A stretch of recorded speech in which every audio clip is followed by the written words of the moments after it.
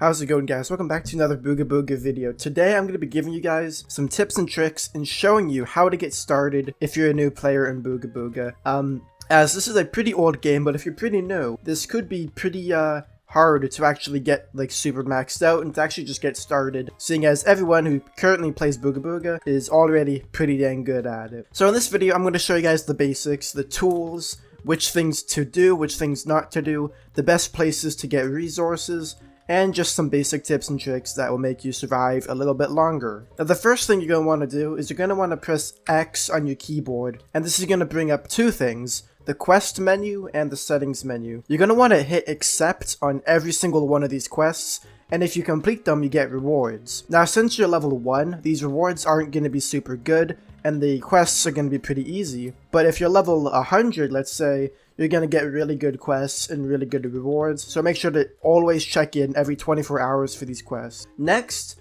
you're going to want to turn shadows off, which it just makes it easier to see in the caves. You're going to want to turn quick place up and quick pickup on. So turn those two on, turn shadows off, and right, that's the very first thing you're gonna want to do. Alright, now let's get to the actual game. Leveling up, you just get XP by breaking things, just like you do in any other Roblox game, or any other game in general. And you're gonna want to get 2 logs and create a raft. So if you press C, that opens up your inventory on the right, and it opens up the crafting menu on the left. So press C on your keyboard to open up the crafting menu, or you can click on the inventory button on the side. There's also tribes and mojo and all kinds of other stuff, but I'm not going to get into that now. Just press C, click on raft, and then place it, and then hop on, and you're going to want to head towards the floating islands in the middle of the map. Normally, wherever you are on the map, you should be able to see the floating islands, so just head towards them, but don't go on top of them quite yet, as you're going to want to get some wooden tools, but you're actually going to want to get some stone tools first. So make sure you get some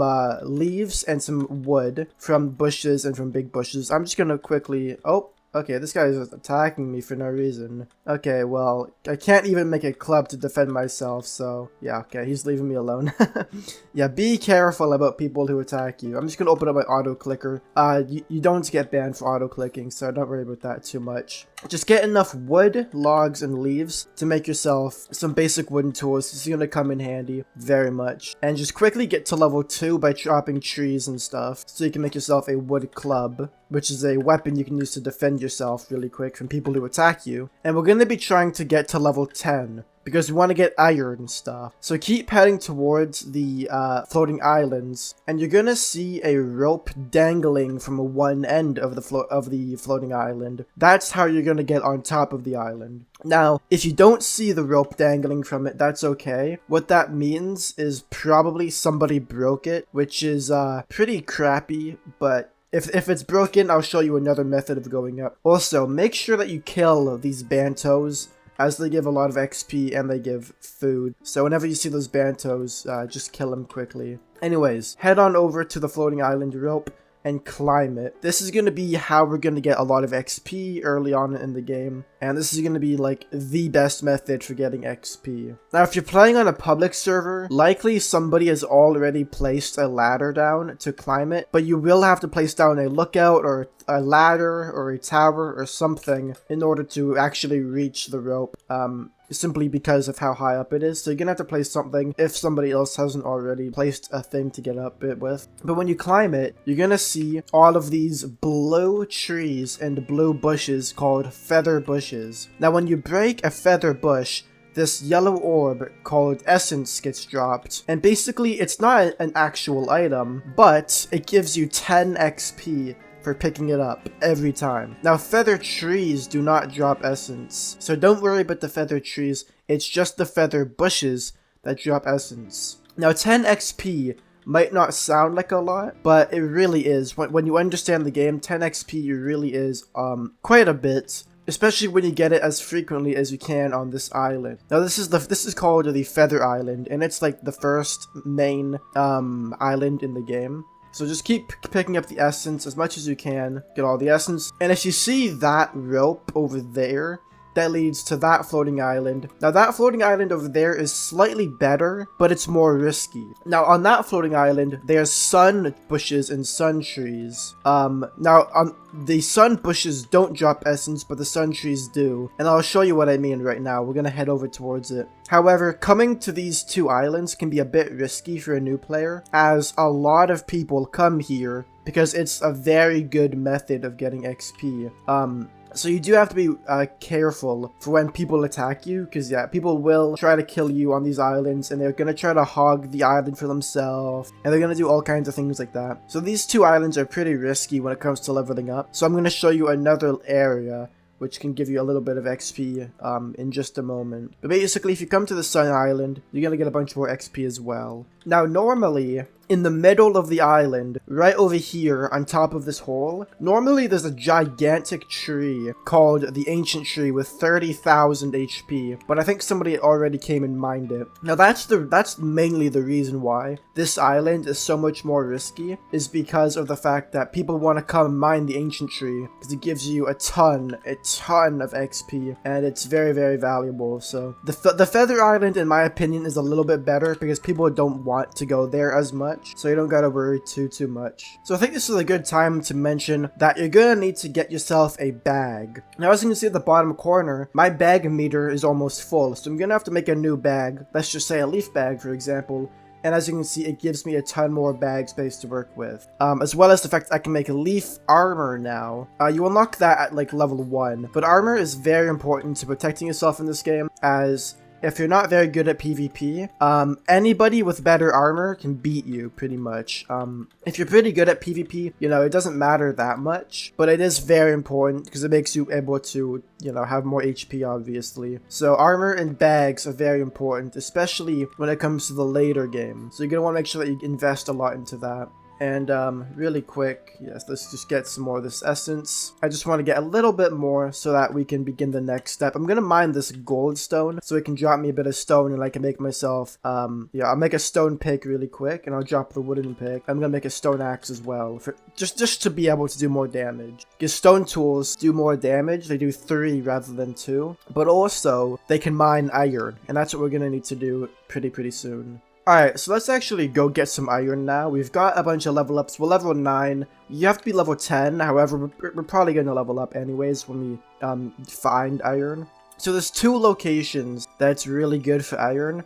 The first one is a cave nearby the Feather Island, and the second one is you can find iron inside of ice chunks in the ice biome. So if you go to the ice biome, if you happen to find yourself in the ice biome, make sure you pay attention to the ice chunks, because some of them have coal inside, some of them have iron, some of them have gold even. So pay attention to the ice chunks. But the main cave that we're going to be using is the one that's right next to the waterfall coming from the main floating island. So just come to this cave, and you're going to see like a bunch of cave entrances all around here. I'm just going to go for this one. I think this is the best one. And you can see there's some coal. Now, see, this is why I told you to turn off shadows, because when you have shadows on, this is what it looks like. With shadows off, this is what it looks like, so it's much better. Let me just break this board so we can get into the cave. Okay, so I'm in kind of this main section of the cave right now. This is what iron nodes look like, and 1 iron node drops 3 iron ore. So make sure you mine this orangey kind of node, because this is iron. You're gonna need about 20 or so iron if you want to get the full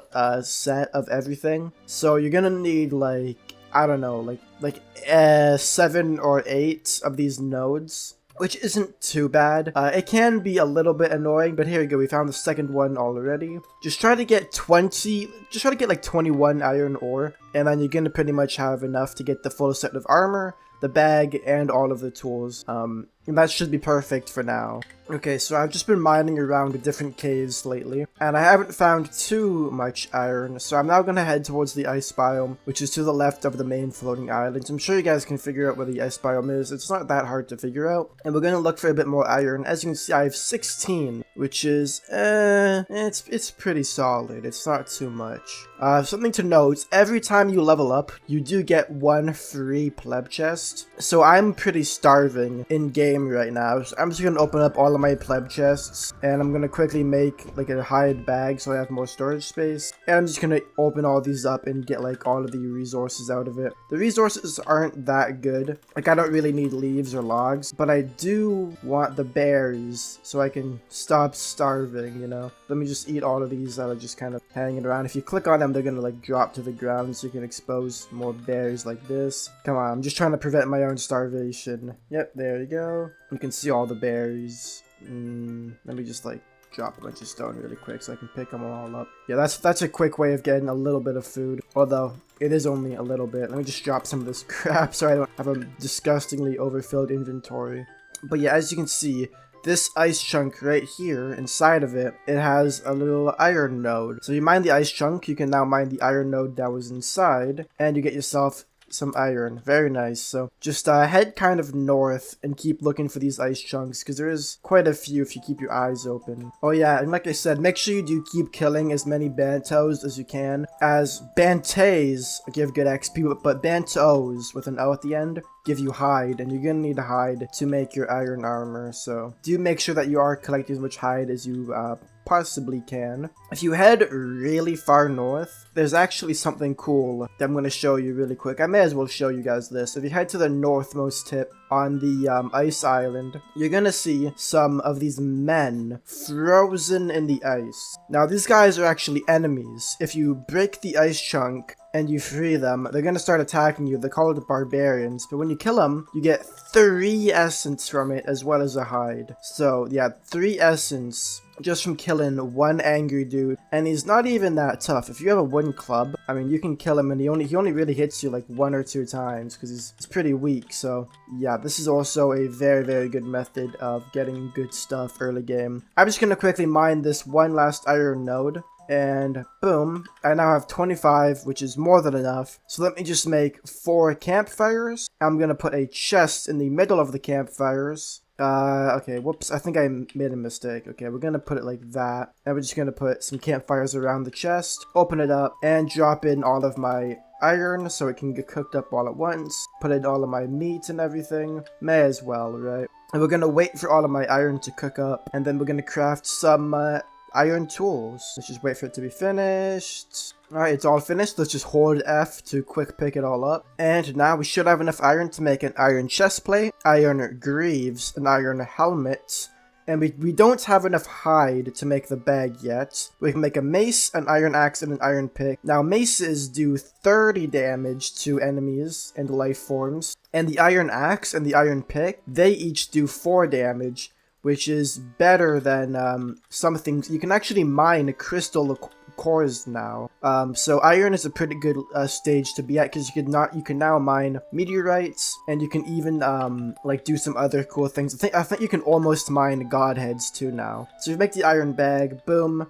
That is a very good way of getting started in Booga Booga, guys. I have full iron, I have the second worst weapon in the game, and I have a nice bag, as well as a bunch of food and resources. If this tutorial helped you guys get started, please do let me know in the comments. And I'll see you all next time. Stay awesome, and peace out.